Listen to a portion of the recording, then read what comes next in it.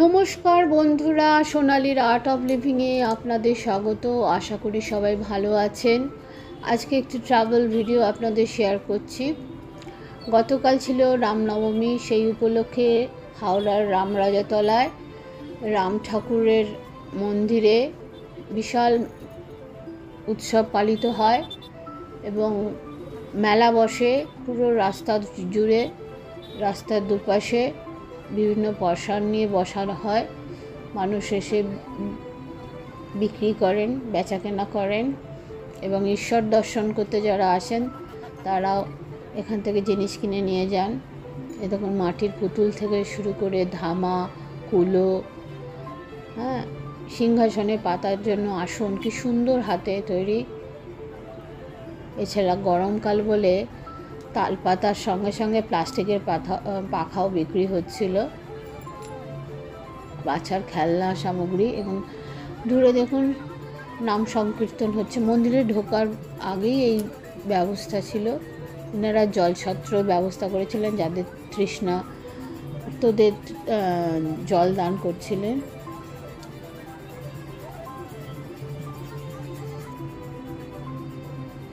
মন্দিরটা এখানে মন্দিরের অংশটা আগে পাকাই ছিল, কিন্তু ভেতরের দোকানগুলো টিন বা টালি চালের ছিল, সেগুলো এখন নতুন করে তৈরি হয়েছে।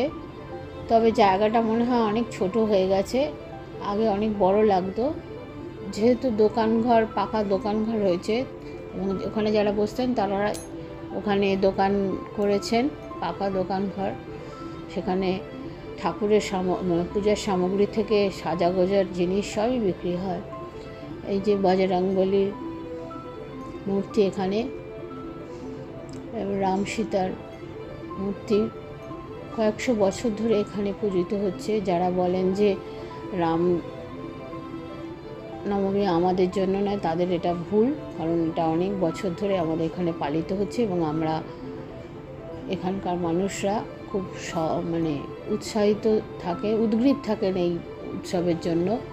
কবে এই মেলা বসবে, কবে এই পুজো আসবে।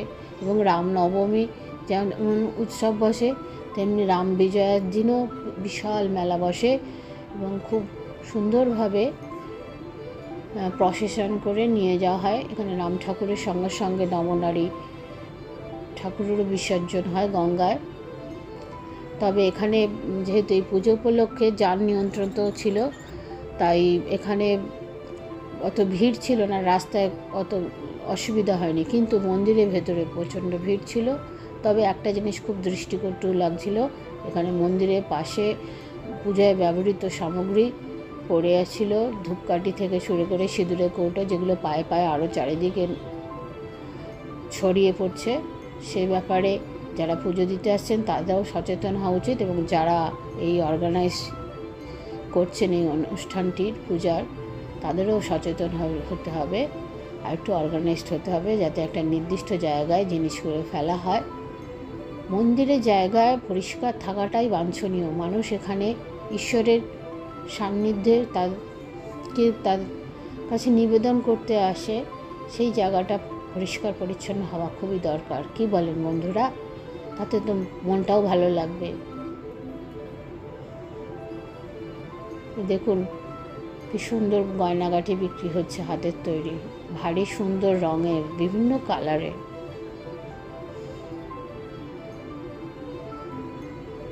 না কিনে পারা যাবে না, এত সুন্দর জিনিস। খুবই রিজনেবল প্রাইসে এগুলো বিক্রি হচ্ছিল।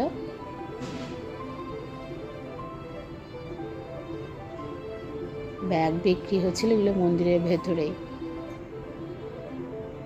ইনি শাখা বিক্রি করছিলেন। এরকম পুরনো দোকান, এখন দোকানগুলো সব পাকা হয়েছে। এরকম বাদামালা ঢোকার মুখেই বিক্রি হয়। এখানকার একটা ল্যান্ডমার্ক যাকে বলে। আশা করি ভিডিওটা আপনাদের ভালো লেগেছে। আপনারা কে কোথা থেকে দেখছেন জানাবেন।